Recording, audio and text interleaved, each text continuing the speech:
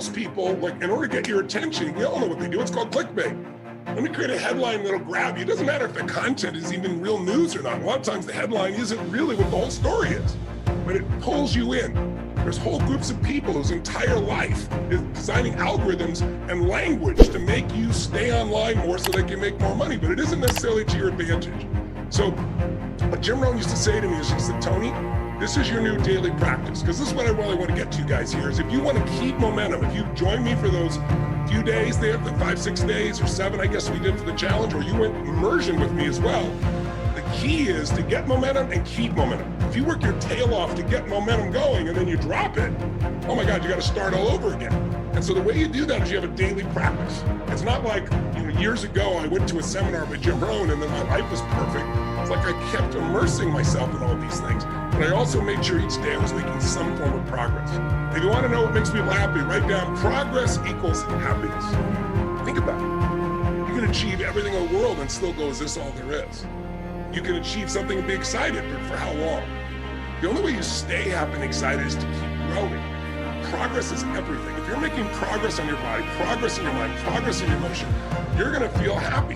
When you get there, you feel excited, but again, for how long? A year? No. 6 months, 3 months, 3 weeks, 3 days, 3 hours? Because we're not made to just sit and, be successful. We're made to grow. We're made to actually grow. We have something to give. So step one is, let's see if you can put a little system standing guard at your mind. And Jim Rohn said to me back then, the number one thing you have to do is read 30 minutes a day. So never less than 20 minutes. And I'm not talking about what comes to your phone. I'm not talking about clickbait. I mean a book. I mean something that you pursue. Great ideas are never going to interrupt you. They have to be pursued. And if you don't pursue them, you're going to get what everybody else has, which is all this fear, all this uncertainty, all this stuff that won't work, because everybody's focused on what won't work, what can't happen. Why? Because they're afraid. They're afraid to fail. They're afraid to try and feel like they're not enough. So you got to stand guard of that mind by feeding your mind. Jim Rohn used to say to me, success leaves clues. If you want things to get better, you got to get better. If you want things to change, you got to change. But you got to do it deliberately and consciously. And he used to say to me constantly, said, Tony, you've got to constantly find a way to feed that mind, something that's got strategy in it, philosophy, something that's going to improve the quality of your life. And if you really learn it, you can help the people you love with the things you learn. And so I got hooked. And so I decided I'm going to read a book a day.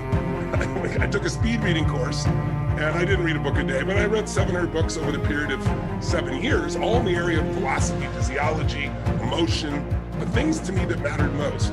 And what I really try to do is each day try to use something I learned, not just read, not just let my learning lead to knowledge.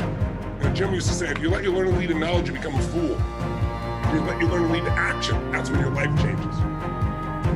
The largest loss in 75 years, if you're right 85% of the time, the largest loss was 3.95, that was 2008. Less than 4%, when the rest of the world, from top to bottom, lost 51%. It's in my book, by the way. And so a bunch of my partners were like, hey, this is a business. Don't put that shit in the book. And I said, it is a great business. We can help people do if they want to do it, but it wasn't offered in that spirit. So it's there. I tell you this because I want you to understand with engagement, you can get anything. But engagement, I want you to find it, I want you to experience it. So what's the first thing that allows you to engage somebody? What's the number one thing? Right now, if I said to you, what is it? How many think Mark is a fairly engaging guy without blowing smoke? How many have to say this guy's pretty damn engaging? Say, What makes him engaging? What makes somebody you find engaging? What makes them engaging to you? What is it about them? Think about it. Say it out loud. What makes somebody engaging? They're positive? What's that? Eye contact makes somebody engaging. She's talking about another level of engagement. I can feel it right now. What else creates somebody engaging? Come on. Smile. What else makes them engaging? Energy. Passion. Talking the truth instead of what you want to hear. Who loves somebody who will tell you the damn truth in a world the world, not even reality television is freaking real anymore, right? Raw and real may not sound good, but it sure feels good because you know it's there. Sincerity. When you feel like somebody, how about caring? When you feel like somebody truly cares about you, does that make you engage more?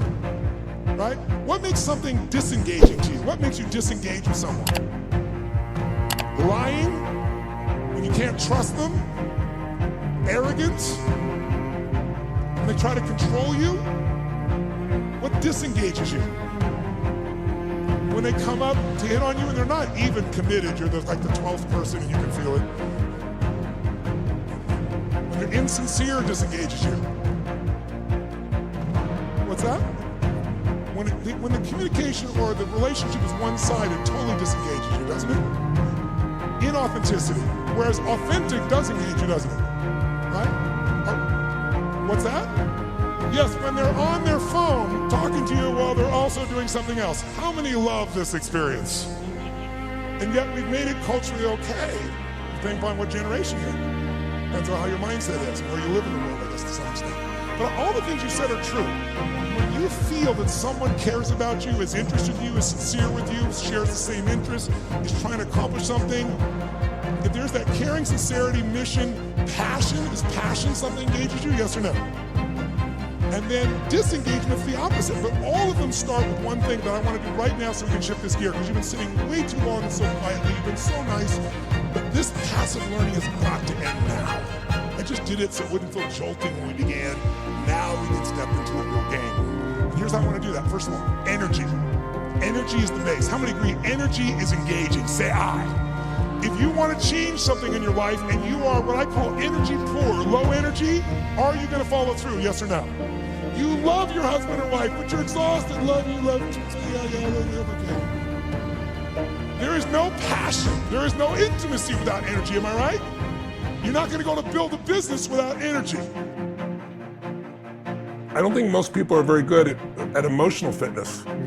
Most people are just not as happy as they could be. You know, I did one book, Money Master the Game. It's kind of like this. Yes.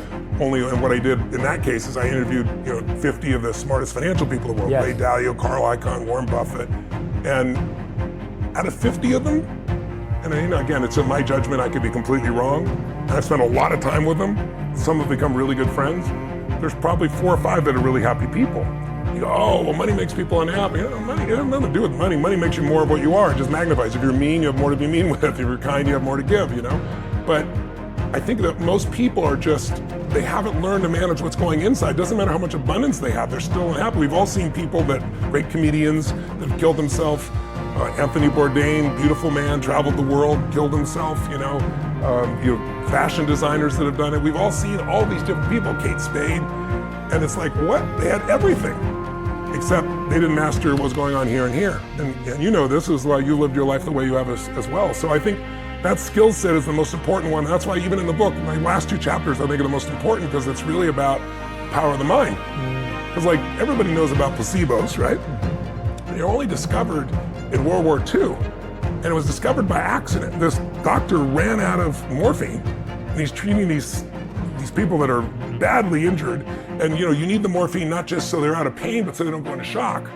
And the actual person who discovered this gets no credit was the nurse, because the nurse handed him a syringe and said, we've got some more morphine. So he believed it, and he said, you'll be out of pain in just less than a minute. He injected them, and in every case, none of them went into shock. 90% of them were out of pain, and they used nothing. It was saline, right? So after World War II, he went back to Harvard, and he was the person that created what we now consider to be the double-blind studies, which are always compared to a placebo, right? And what most people don't know is the bigger the placebo intervention, the more powerful the mind believes it. So a small pill is less effective than a big pill. An injection is more powerful than a pill in terms of its effectiveness. The most powerful is a sham surgery. The Veterans Administration did a study, and they did on people doing knee surgeries, and they took 1/3 of the people and they just cut them open, anesthetized them, and sewed them back up, did nothing. A year later, this group, the group that had no surgery, had the least amount of pain, the most amount of flexibility, so they stopped funding those surgeries, to give you an idea. But that's how powerful it is. And so it's even more than Harvard did a study where they took barbiturates, made these big red pills, and said, this is an amphetamine, you need to prepare your body because you're gonna speed up. They didn't give them something fake, they gave them an actual drug that slows the body down and the body sped up. So most people don't understand the power of the mind. And so what I try to do is show people, even in this book, here are the things that you can do to take control of your mind, because if you take care of your body and then you don't take care of your mind and emotions, you're gonna be miserable. I think everybody is born with hunger. There's a desire to grow, to expand, to learn. And then disappointment sets in early in life for most people. And then we look to blame something outside of ourselves. And there are many events in our lives that can affect us all. We've all had pain and challenges. But I think if you can find within yourself the part of you that wants to constantly give something more than yourself, if you can find a mission larger than yourself, then you're more pulled to do something than trying to push yourself. And pull has much more power than push. I always say motive does matter.